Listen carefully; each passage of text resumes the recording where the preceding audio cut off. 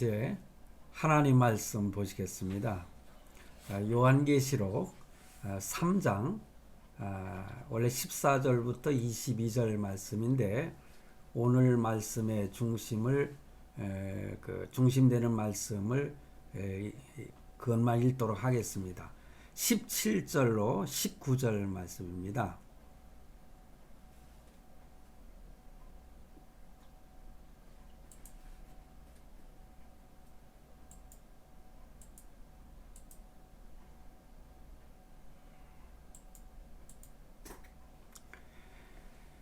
예, 17절 말씀입니다. 내가 말하기를 나는 부자라 부요하여 부족한 것이 없다 하나 내 곤고한 것과 가련한 것과 가난한 것과 눈먼 것과 벌거벗은 것을 알지 못하는도다. 18절 내가 너를 권하노니 내게서 불로 연단한 금을 사서 부요하게 하고 흰옷을 사서 입어 벌거벗은 수치를 보이지 않게 하고 안약을 사서 눈에 발라 보게 하라. 19절입니다. 무릇 내가 사랑하는 자를 책망하여 징계하노니 그러므로 내가 열심을 내라 회개하라. 아멘. 이 19절 말씀을 머릿속에 기억하시면서 오늘 말씀을 들으시면은 더 은혜가 될 줄 믿습니다. 사실 결론적인 말씀이거든요. 그래서 19절 말씀을 다시 한번 제가 읽어 드릴게요. 무릇 내가 사랑하는 자를 책망하여, 그러니까 우리가 때로는 책망을 받는다 할지라도 사랑하는 자를 책망하신다, 그런 말씀이거든요. 징계도 마찬가지고, 그러므로 내가 그러한 상황 속에서도 열심을 내라. 그리고 하나님 앞에 잘못된 것을 회개하라. 이렇게 말씀을 하고 있습니다. 네.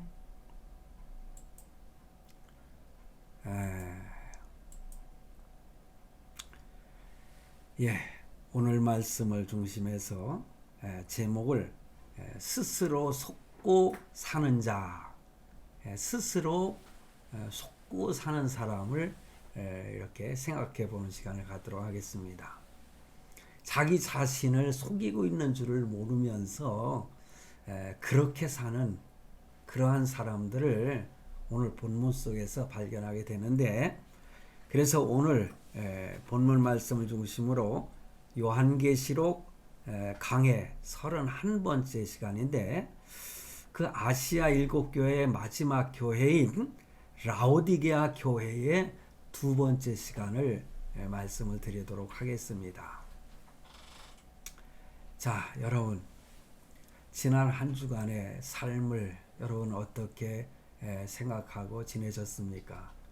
저는요, 한 주간 동안 참 여러 가지 고민 속에서 살 수밖에 없었습니다. 왜냐하면은 자고 일어나면 또 자고 일어나면 그 뉴스들을 보면은요, 하루 어찌 보면은 한 치 앞을 볼 수 없는 그런 하루하루가 아니었는가, 그렇게 생각을 합니다. 우리 한국 상황도 그렇지만은 지금 미국의 상황은요, 지금 다 설명을 할 수 없지만은 정말로 혼돈 가운데 있는 그런 상황 속에 있거든요. 자, 미국이라고 하는 그런 거대한 나라가 이러한 큰 혼돈 속에 빠져 있습니다. 그의 대통령 선거의 결과에 대해서 아직까지도 결론이 나지 않은 상태로 이제 20일까지 우리는 지켜봐야 되는데 참으로 혼란스럽게 하루하루를 지내고 있습니다. 엊그제는요, 제가 참 기도하고 새벽에 잠시 또 눈을 붙였는데 참 희한한 꿈을 꿨어요. 뭐 이 자리에서 그 꿈에 대한 말씀을 드리고 싶지는 않고요. 꿈을 꾸고 나서 생각하기를, 이 세상이 지금 어떻게 되어질 건가를 하나님이 나에게 꿈으로 아주 선명하게 이렇게 미리 보여주시는 것이 아닌가 그런 생각을 하면서 가슴을 조이게 되고 기도하지 않을 수가 없었습니다.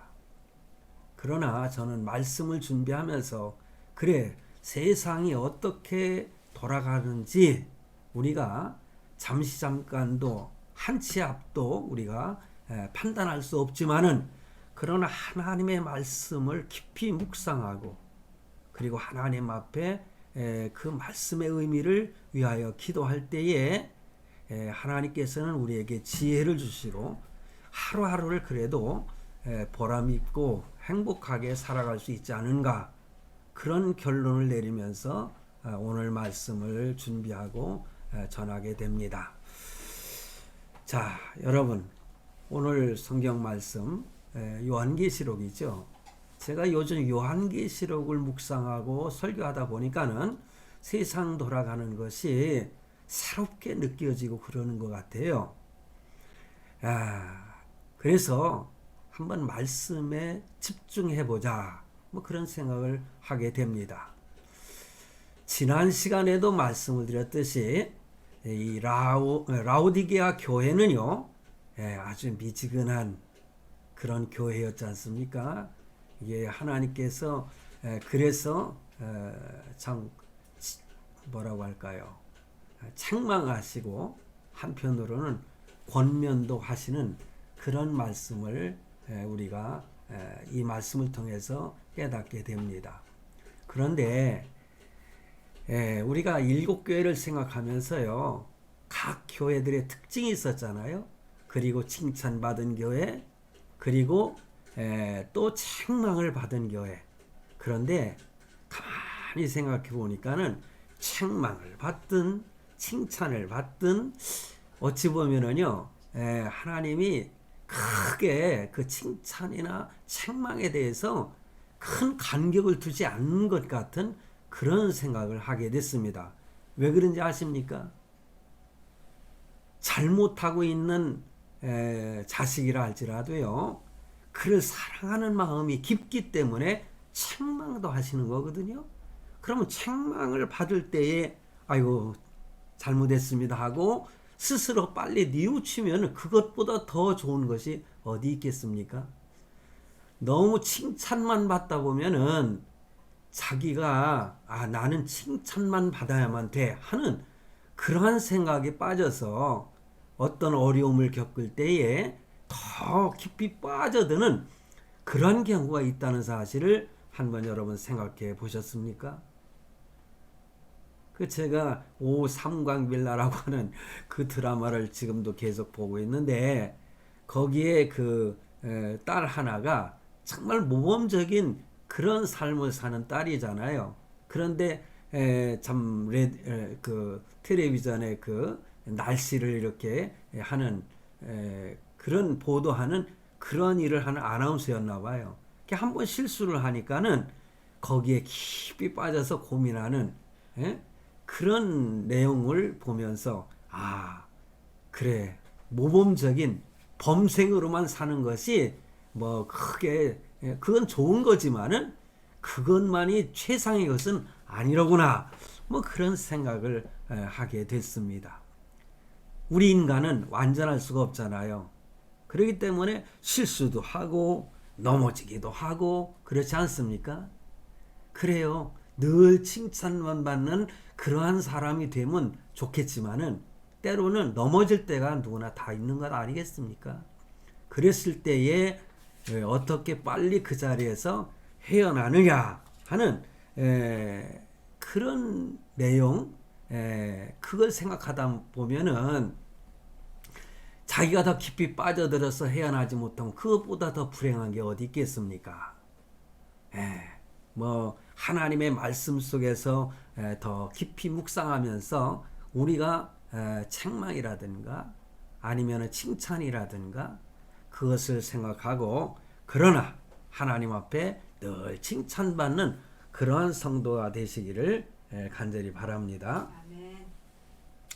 자, 미지근한 교회였다고 말씀을 드렸잖아요. 차지도 아니하고 뜨겁지도 아니한 교회였다. 그래서 주님께서는 너희가 차든지 더웁든지 하라 이렇게 말씀을 하셨습니다. 여러분, 만약에 미지근한 그 상태로 있다면 내가 너를 내게서 토해 내치리라 이런 말씀을 하는, 어찌 보면 참 두려운 말씀이 아닐 수도 없습니다. 그래서 미지근하면은요 병균이 침투하게 되고, 이 말씀은 더 깊이 묵상하면은 죄와 사단이 더 많이 침투하게 된다. 감각이 예민하지 못하다는 거죠. 피리를 불어도 춤추지 아니하고 애곡하여도 눈물이 없는 그러한 상태. 사실은요 우리 성도들은 세상을 향해서나 자기 자신을 향해서나 아주 예민하고 민감한 상태가 좋습니다. 왜냐하면 내가 잘못했을 때에 빨리 거기에서 회개하고 벗어날 수 있는 그러한 상태가 되지 않습니까? 그러나 참 미지근한 상태, 그리고 무덤덤한 상태, 예민하지 못한 상태, 그런 상태에서는요 그를 징계하든가 뭐 칭찬하든가 이래도요 뭐가 뭔지 모르고 그냥 흘러가는 대로 흘러가는 그러한 경우를 우리가 많이 경험하게 되는 것입니다. 하나님께서 징계를 하여도 감각이 없기 때문에 영적으로 시들어가는 거죠. 참 여러분들 이런 표현을 성경에서는 그대로 표현하지만은 우리 한국 사회에서는 그렇게 표현 안 합니다. 이 문둥병이라고 하는 거. 그래서 한센병이라고 이름을 바꿔가지고 부르고 있는데, 성경에는 문둥병이라고 하지 않습니까? 문둥병이 뭡니까? 문둥병은요 걸리게 되면 감각이 없는 거예요. 과거에 제가 참 그 차를 몰고 가다가 라디오에서 들려오는 이야기를 들었어요. 어느 그 유명한 신부가 세상을 떠나게 됐는데, 어떤 기자가 그에게 묻기를, 당신이 참 이제 세상을 이제 마지막 숨을 거둘 때가 가까운데 꼭 하고 싶은 얘기가 없느냐 그랬더니 뭐라고 하는 거 아니, 참으로 내가 나에게 아픔을 느끼게 해주셔서 감사하다 그런 말을 했다는 거예요. 여러분, 우리가 무엇에 찔렸다거나 꼬집 폈을 때에 아야 하고서는 아픔을 느끼지 않습니까? 그런데 문둥병 환자는요 아픔을 느끼지 못하는 거예요. 근데 그 신부는 평생 동안 그 문둥병 환자들을 돌보면서 살았던 신부였다는 고백을 했습니다. 여러분, 그러니 내가 어떤 환난과 고난을 당할 때에 예민해 가지고 아픔을 느낄 수 있다는 것은 너무나 행복하다는 거죠. 왜냐하면 내가 아픔을 느껴야만이 내가 잘못인 것을 깨닫고 회개할 수가 있는 것이기 때문에 그렇습니다. 그래서 우리는 중간 상황, 중간, 이것도 아니고 저것도 아닌 이 중간 상태는 별로 그렇게 좋지 않다. 세상에서도 이런 회색 분자들을 별로 환영하지 않지 않습니까? 그래서 하나님께서 이렇게 무덤덤한 느낌이 없는 사람들, 그런 성도들, 하나님이 징계하여도 감각이 없어서 영적으로 계속해서 시들어가고 있다고 하는 사실이죠. 중간에서 머뭇거리게 되는 것이죠. 엘리야는 말합니다. 너희가 어느 때까지 머뭇머뭇하겠느냐? 내가 어느 때까지 머뭇머뭇하겠느냐? 성도 여러분, 요즘의 상황으로 볼 때 코로나로 인해서 여러 가지 환난과 고난을 겪게 되고, 그러므로 인해서 사회가 너무 피폐해지고 경제적으로 너무나 어려워지고, 그로 인해서 또한 미국의 대선 문제까지도 지금 굉장히 혼돈 속에 빠져 있는 그런 상황이 아닙니까? 그런데 이러한 상황 속에서 이러지도 못하고 저러지도 못하는 그런 상태로 더 지속된다면 그것처럼 불행한 게 어디 있겠습니까?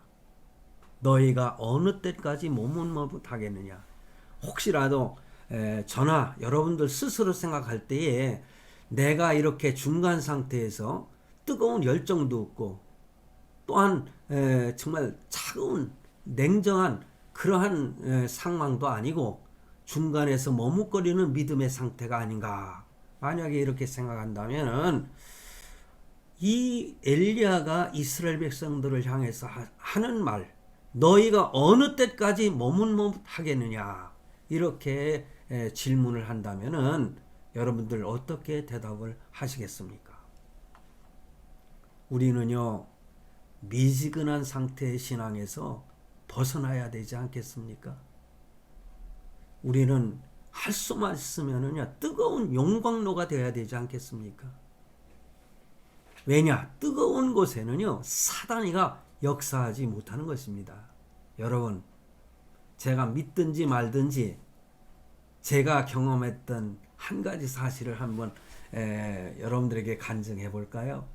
과거에 제가 교회를 개척하고 처음에 초창기에 이 사탄이 귀신이 얼마나 강하게 역사를 하는지 저는 귀신과 싸우느라고 참 1년 가까이를 투쟁했던 그런 때가 있습니다. 그런데요, 사탄이가 귀신이요, 그래도 저를 무서워하더라고요.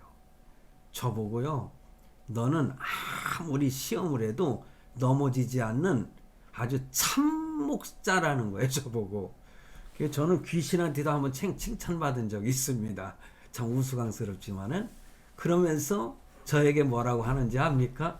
저보고요, 내가 너를 갖다가 침투를 해서 내 몸속으로 침투해 들어오게 되면은 1초, 2초도 못 걸려서 튕겨 나간다는 거예요.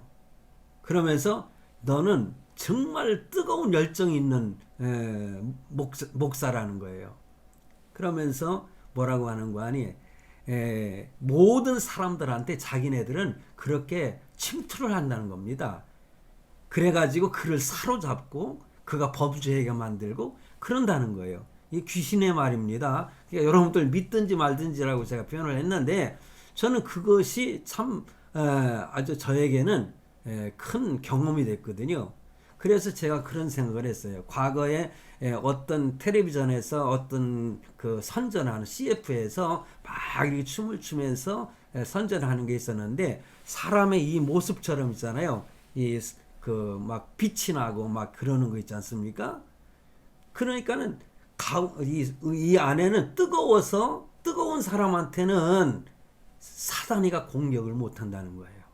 그러니까는 성령으로 충만해가지고 성령으로 뜨거워질 때에 사탄이가 나를 넘어뜨리려고 내 속에 침투하여 들어왔다가도 몇 초 안 돼가지고 뛰쳐나갈 수밖에 없는, 뜨거워서 견디지 못해서 뛰쳐나갈 수밖에 없는 그런 상태가 된다는 것이죠. 참 재미있는 간증 아닙니까? 그러나 저에게는 그게 큰 경험이었습니다. 그러므로 늘 우리는 성령으로 뜨거워야 된다는 사실입니다. 내 몸속에 들어왔다가 사단이가 견디지 못해서 튕겨져 나갈 수 있을 만큼 뜨거운 열정적인 성령으로 뜨겁고 성령으로 충만한 그러한 성도가 되기를 우리 주님께서도 바라고 계시지 않겠습니까? 이왕에 예수 믿을 바에는 이렇게 주님 앞에 뜨겁게 미칠 수 있는, 저 사람은 정말 예수에 미친 사람이야, 저 사람은 예수쟁이야. 과거에 저희 모친께서 저를 예수 믿을 때 시험할 그 고난을 주실 때 저놈의 새끼는 예수에 미친 놈이야, 저놈은 정말 예수쟁이야 그러더라고요. 나는 그게 참 재미있었어요. 그래요, 저는 예수쟁이에요. 쟁이란 뜻이 무엇입니까? 전문가라는 거 아니겠어요? 우리는 예수쟁이가 돼야 돼요. 그리스도인이라고 하는 그런 별명을 갖게 된 것은 바로 예수쟁이라는 별명이거든요. 그게. 그러므로 주님께서는 우리에게 무엇을 원하느냐? 미지근한 상태의 신앙을 회개하고 돌이켜서 참 뜨거운 열정을 가지고 하나님을 섬길 수 있는 그러한 성도가 되라. 우리가 100m를 달려갈 때에도 선수는요 최선을 다할 때에 그가 혹시 좀 떨어졌을지라도 등수가 좀 떨어졌을지라도 칭찬을 받지 않습니까? 그 마라톤 선수들이요 그 완주를 하게 되면은 꼴찌이면서도 끝까지 포기하지 않고 마지막에 들어온 선수를 화면에 이렇게 클로즈업 시켜 보여주더라고요.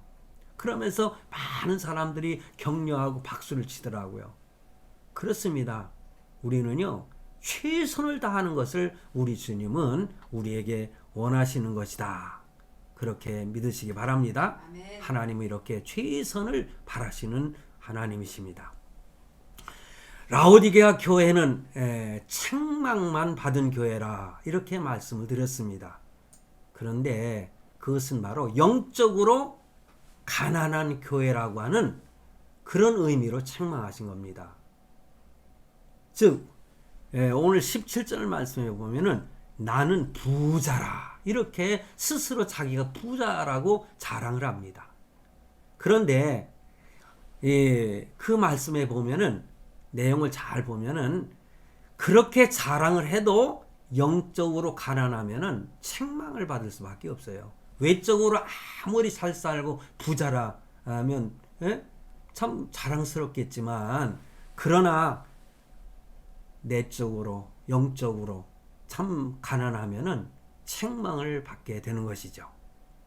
그래서 오늘 7교회 중에 칭찬만 받은 교회는 서머나 교회, 빌라델비아 교회, 그리고 칭찬과 책망을 같이 받은 교회는 에베소, 버가모, 두아디라, 사대 교회, 그리고 책망만 받은 교회는 오로지 라오디게아 교회인데 제가 서두에 말씀을 드렸듯이 칭찬이라든가 책망이라는 거 너무 그렇게 예민하게 생각할 필요는 없습니다. 내가 책망만 받았다면은 나도 회개하고 지금부터라도 참 뜨거운 열정으로 내 삶을 하나님께 드리면 되지 하는 이런 변화의 삶이 있다면은 우리 하나님 또한 이런 성도를 사랑하시고 칭찬하신다는 사실을 분명히 아시길 바랍니다. 그래서 이스라엘 백성들을 책망하시는 모습을 여러분 먼저 한번 생각해 보겠습니다. 이사야서 1장 2절로 12절 말씀에 보면은요, 우리에게 큰 교훈을 주는 말씀이기 때문에 제가 읽으면서 간단히 설명을 하겠습니다. 하늘이여 들으라, 땅이여 귀를 기울이라. 여호와께서 말씀하시기를 내가 자식을 양육하였거늘 그들이 나를 거역하였도다. 자식을 양육했는데요, 그 자식들이 하나님을 거역했다. 그런데 저도 자식들이 여럿이 있는데 가장 마음 아프고 상처가 될 때가 언제인지 아십니까? 내가 그렇게 사랑하고 아끼고 믿어주는 자식놈이 그 상처를 주고 그럴 때 정말 아프더라고요. 우리 하나님께서 오늘 그렇게 말씀하세요. 내가 자식을 양육하였거늘 그들이 나를 거역하였도다. 우리 하나님의 마음이 얼마나 아프셨겠습니까? 그러면서 3절 소는 그 임자를 알고 나귀는 그 주인의 구유를 알건만은 이스라엘은 알지 못하고 나의 백성은 깨닫지 못하는도다 하였도다. 이런 짐승들도 임자를 알고 주인의 구유를 아는데 자식은 그 부모를 이렇게 거역한다는 거죠. 그런데 그렇게 하면서도 깨닫지 못하는 이스라엘 백성들을 표현하고 있습니다. 이스라엘은 알지도 못하고 나의 백성은 깨닫지 못하는도다. 이렇게 말씀하고 계세요. 그러니 4절 말씀에 주님께서 말씀하십니다. 슬프다. 범죄한 나라요. 허물진 백성이요. 행악의 종자요. 행위가 부패한 자식이로다. 얼마나 마음이 아프셨을까요? 그들이 여호와를 버리며 이스라엘의 거룩하신 이를 만홀히 여겨 멀리하고 물러갔도다. 하나님 아버지를 만홀히 여겼다는 거예요. 만약에 그런 자식이 있다면 부모에게 용서를 비시기 바랍니다. 5절에 너희가 어찌하여 매를 더 맞으려고 패역을 거듭하느냐. 온 머리는 병들었고 온 마음은 피곤하였으며 발바닥에서 머리까지 상한 곳이 없이 상한 것과 터진 것과 새로 맞은 흔적뿐이거늘 그것을 짜며 싸매며 기름으로 부드럽게 함을 받지 못하였도다. 이렇게 치료를 받지 못하였다는 거예요. 너희의 땅은 황폐하였고 너희의 성읍들은 불에 탔고 너희의 토지는 너희의 목전에서 이방인에게 삼켜졌으며 이방인에게 파괴됨 같이 황폐하였고 딸 시온은 포도원의 망대같이 참외밭의 원두막같이 에워싸인 성읍같이 겨우 남았도다. 만군의 여호와께서 우리를 위하여 생존자를 조금 남겨두지 아니하셨다면 우리가 소돔 같고 고모라 같았으리로다. 너희 소돔의 관원들아 여호와의 말씀을 들을지어다. 너의 고모라 백성아 우리 하나님의 법에 귀를 기울일지어다. 하나님의 법, 하나님의 말씀에 귀를 기울이라는 거예요. 여호와께서 말씀하시되 너희의 무수한 재물이 내게 무엇이 유익하뇨. 이 말씀은 저도 어렸을 때부터 많이 참 읽고 묵상했던 말씀인데 하나님께서는 그 무수한 재물을 드려 제사를 드리는 것 그것이 하나님께 내게 무엇이 유익하겠뇨 이런 말씀이에요. 나는 수양의 번제와 살진 짐승의 기름에 배불렀고 나는 수송아지나 어린 양이나 순염소 피를 기뻐하지 아니하노라. 하나님께 우리가 가까이 나아가는 것은 제사를 드리는 거 아니겠습니까? 근데 제물을 드리지 않습니까? 이러한 짐승들의 제물로 나는 배불렀고 하나님이 말씀하시는 거예요. 어린 양의 또 순염소의 피를 기뻐하지 아니한다. 그러면서 말씀하시기를 너희가 내 앞에 보이러 오니 우리가 하나님 앞에 나갈 때 하나님 나왔어요 하고 얼굴 도장 찍으러 가는 거 아니지 않습니까? 이것을 누가 너에게 요구하였느냐? 내 마당만 밟을 뿐이니라. 성전 마당만 밟는 그러한 백성들, 그러한 자식들을 책망하고 있는 것입니다. 저는 이 말씀을 왜 제가 길게 말씀을 드리느냐? 요즘에 코로나19로 인해서 교회가 대면 예배라고 하죠. 교회에 나아가서 예배당에 나아가서 예배를 드리는 것을 막아버렸지 않습니까? 여러분, 저는 우리 동창들의 단톡이 있어서 이 사람들이 이것저것 글도 올리고 또 지금의 상황을 이렇게 단톡에다 올리거든요. 예배를 갖다가 드리기 위해서 굉장히 힘쓰는 목사님들을 보게 됩니다. 그런데 왜 우리는 이렇게 비대면 예배를 드릴 수밖에 없느냐? 그렇습니다. 우리가 하나님께 예배당에 꼭 나가서 드려야만이 예배를 하나님이 받으시는 것은 아니지요.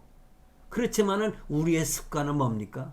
그리고 초대교회 당시부터 우리는 교회에 함께 모여서 함께 찬양하고 기도하고 하나님께 영광을 돌리는 이러한 예배의 습관이 되어 있지 않습니까? 그런데 오늘날에 마당만 밟는 그러한 상황이기 때문에 혹시라도 이렇게 마당만 밟는 자들에게 경고하시기 위해서 코로나19로 인해서 우리에게 고난이 온 것은 아닌가. 우리는 이것을 생각하면서 마당만 밟는 성도가 되지 말고 진정으로 내가 오늘은 제가 예배드리기 시작하면서 제가 초대 말씀 하나님은 영이시니 예배하는 자가 신령과 진정으로 예배할지니라. 제가 얼마 전까지는 제가 이것을 낭독하지 않았는데 제가 오늘은 일부러 낭독을 했어요. 하나님은 영이시기 때문에 하나님께 신령과 진정으로 예배를 드려야 되지 않겠습니까? 아멘. 그래서 하나님께 드리는 이 예배가 얼마나 감사하고 얼마나 또 감사하고 얼마나 또 감사한 일인지 우리는 그것을 잊어서는 안 됩니다. 아멘. 빨리 코로나가 풀려가지고 뭐 이렇게 참 예배당에 가서 서로 대면하면서 서로 참 이렇게 예배를 드릴 때가 하루빨리 오기를 저는 간절히 바랍니다. 아멘.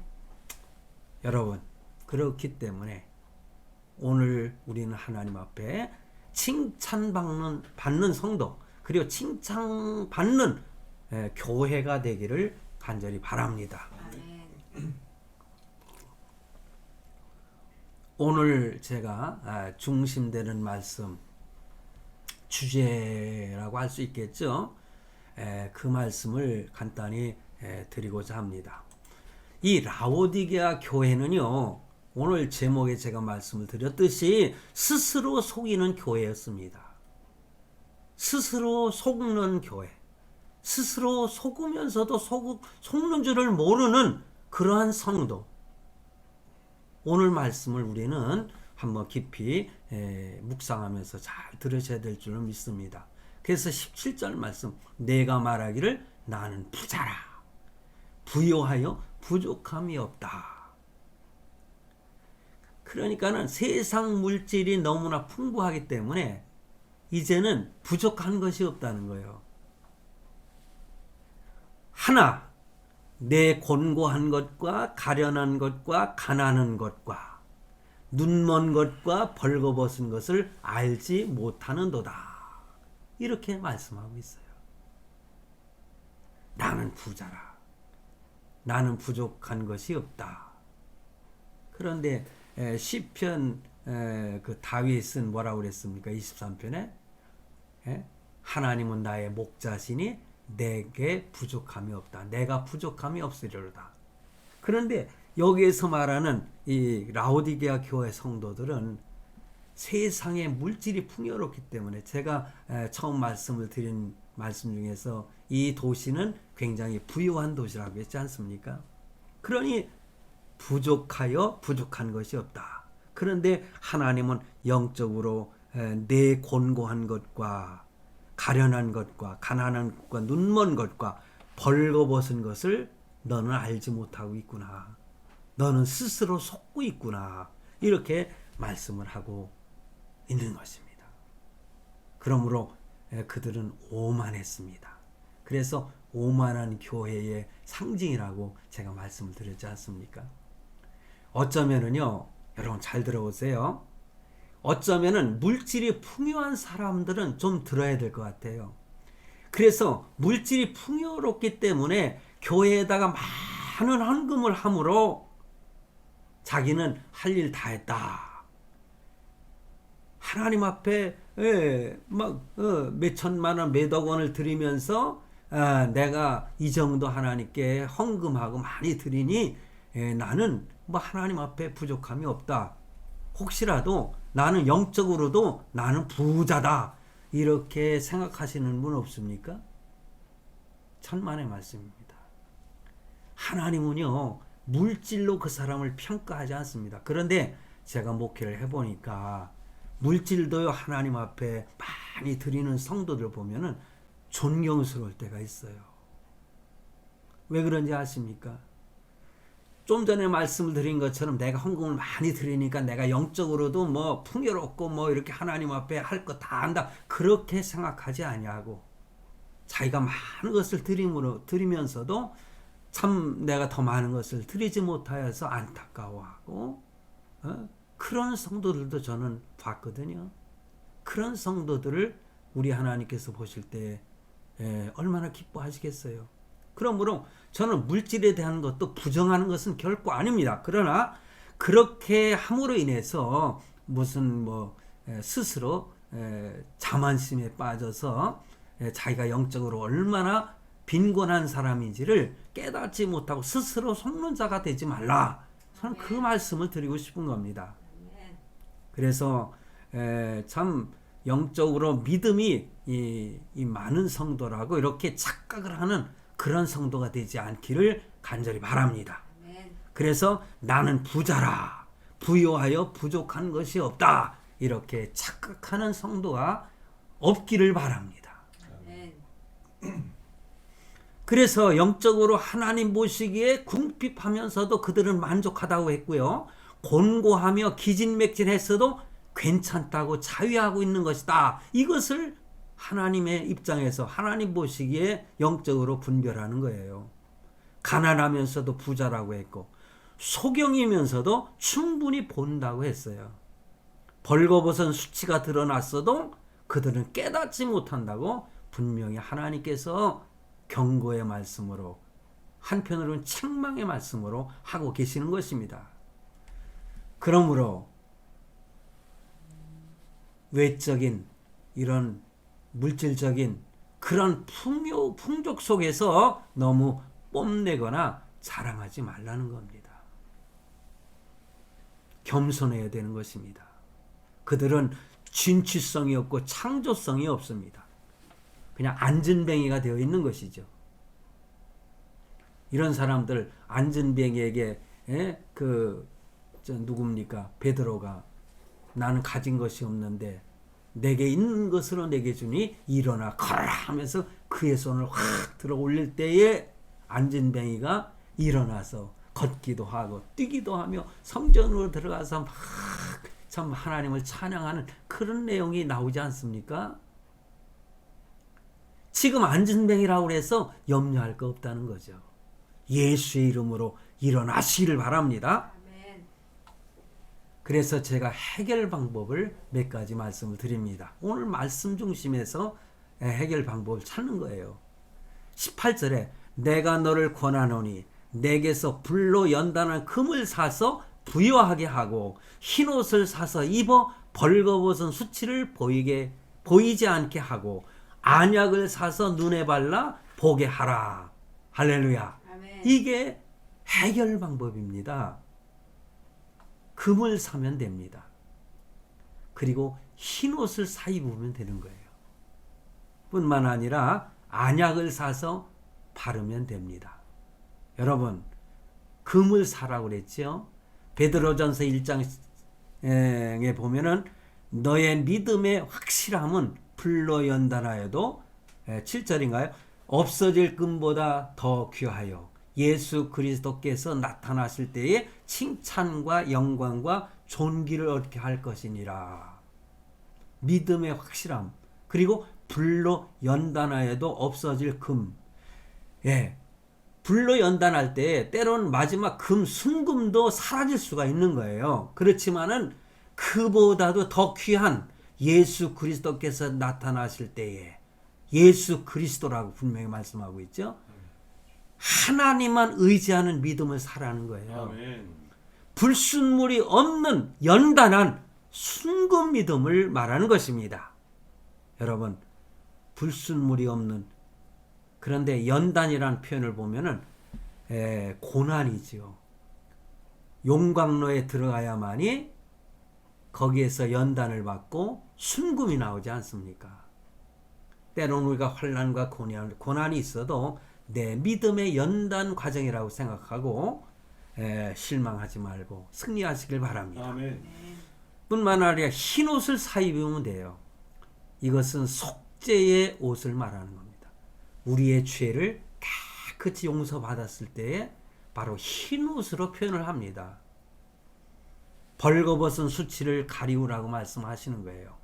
그래서 요한계시록 그 3장 4절로 5절에 보면은 사대교회에 대해서 말씀을 하고 있는 그 말씀 중에 그러나 사대에 그 옷을 더럽히지 아니한 자 몇 명이 내게 있어 흰 옷을 입고 나와 함께 다니리니 그들은 합당한 자인 연고라. 여기에서 흰 옷 입은 자를 말씀하고 있지 않습니까? 사대, 죽은 교회와 같은 그 사대 교회도 이렇게 살아있는 자가 있었다는 거죠. 흰 옷 입은 자가 있었어요. 그래서 이기는 자는 이와 같이 흰 옷을 입을 것이요. 내가 그 이름을 생명책에서 결코 지우지 아니하고. 할렐루야. 아멘. 생명책에서 결코 그 이름을 지우지 아니하신다 말씀합니다. 그 이름을 내 아버지 앞과 그의 천사들 앞에서 시인하겠다는 거예요. 우리 주님께서 시인하시겠다는 거예요. 예? 만약에 우리 주님께서 하나님의 심판대 앞에서 나는 너를 도무지 알지 못하노라 이렇게 부인하시면은 우리의 꼴이 뭐가 되겠습니까? 우리는 영원한 지옥에서 영원 무궁토록 고난 속에 환난 속에 사는 거 아니겠어요? 그 환난이라고 표현을 해야 되는 건가? 그건 고통이라고 표현을 해야 되겠죠. 뿐만 아니라 요한계시록 16장 15절에도 보라 내가 도둑같이 오리니 누구든지 깨어 자기 옷을 지켜 벌거벗고 다니지 아니하며 자기의 부끄러움을 보이지 아니하는 자는 복이 있다. 이렇게 말씀합니다. 자기 옷을 지키라는 것이에요. 예? 옷을 지켜야 돼요. 예? 벌거벗고 다니지 아니하며 그렇게 말씀하고 있어요. 여러분 흰옷 하나님께서 어찌 보면은 뭐 흰옷으로 표현을 했지만은 아담과 하와가 범죄해서 발가벗은 것을 스스로 막 이렇게 가리우고 그랬지 않습니까? 나뭇잎 거기 무화과 나무인가요? 나뭇잎으로 가리웠죠. 그랬는데 햇빛이 찌니까 다 말라 비틀어져 버리고 말이죠. 그러니까는 하나님께서 짐승의 가죽을 이렇게 가죽으로다가 가리우게 했지 않습니까? 짐승의 가죽입니다. 여러분 그 짐승의 죽음으로 인해서 이 수치를 가리우는 것 예수님께서 우리를 대신하여 죽으심으로 예수님의 피로 우리를 깨끗게 하시는 의의 오심을 믿으시기 바랍니다. 아멘. 그리고 마지막으로 안약을 사서 바르면 되지 않습니까? 그러면은 어두웠던 영안이 밝게 보이게 되는 줄로 믿습니다. 아멘. 이사야서 29장 18절에 보니 그날에 못 듣는 사람이 책의 말을 들을 것이며 여러분 못 듣는 사람이 책의 말을 들으라는 거예요. 하나님의 말씀은 들린다는 것 같아요. 어둡고 캄캄한 데에서 맹인의 눈이 볼 것이며 캄캄한 어두운 데에서 이 보지 못하던 맹인이 눈을 떠서 본다는 거예요. 이거 하나님의 능력이 아니고선 있을 수가 없죠. 그래서 성경에 보면은 소경 바디메오를 이렇게 보게 하시는 장면이 나타납니다.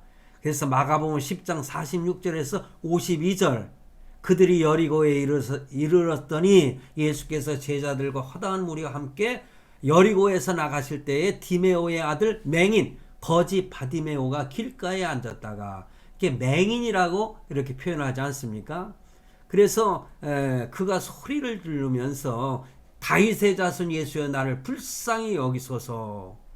그럴 때 많은 사람이 꾸짖어 잠잠하라 하지만은 그는 더 소리를 질러 이르되 다윗의 자손이여 나를 불쌍히 여기소서 하는지라. 그러니까 예수님께서 머물러 서서 말씀하시기를 그를 부르라 이렇게 말씀하셔요. 아멘. 우리가 주님을 만나러 갈 때도요 이렇게 남들은 우리를 시험하고 우리를 참 하나님 앞에 가까이 가지 못하게 할지라도 더 하나님께 부르짖어 소리쳐 외쳐가며 주님 앞에 나가야 되지 않겠습니까? 그랬을 때 예수님은 머물러 서시게 되고 그를 부르라.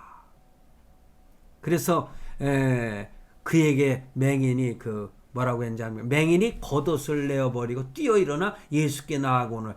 여기서 뭐 겉옷은 여러 가지로 표현합니다만은 오늘 이 말씀 설명하지 않겠습니다. 마지막에 예수께서 이르시되 가라 내 믿음이 너를 구원하였느니라 하시니 그가 곧 보게 되어 예수를 길에서 따르니라. 할렐루야. 아멘. 주님 앞에 나아갈 때에 온전히 나아갈 때에 보지 못하는 것도 보게 된다는 사실을 믿으시기 바랍니다. 이게 치료하는 거예요. 아멘. 그래서 시편 19편 8절에 여호와의 교훈은 정직하여 마음을 기쁘게 하고 여호와의 계명을 순결하여 눈을 밝게 하시도다. 할렐루야. 아멘. 하나님의 말씀을 또 여기서 가르치는 거 아닙니까? 하나님의 말씀을 가까이 하게 되면은 그의 영안이 띄어지게 되는 것입니다. 그러므로 하나님의 말씀과 성령의 충만함을 받은 자는 영안이 띄어지게 된다. 엠마오로 가던 제자들도 실망하고 돌아가다가 지난주에도 말씀을 드렸지만은 주님을 만나서 주님이 주시는 그 떡을 먹으니 눈이 밝아 주님을 깨닫게 되었다. 하나님의 말씀을 가까이 하면은 주님을 깨닫게 되는 겁니다. 아멘. 주님을 발견하게 되는 것입니다. 아멘. 결론입니다. 제가 아까 성경 읽어드리면서 결론 말씀드렸죠. 무릇 내가 사랑하는 자를 책망하여 징계하노니. 그러니 지금 책망이 된다 할지라도 염려하지 마세요. 주님은 저와 여러분을 사랑하시니까는 이렇게 가슴이 찔리도록 책망하시는 거예요. 예. 잠언서나 시편에 보면은 자식을 차마 처달하지 못하는 자는 부모가 아니라고 그랬어요.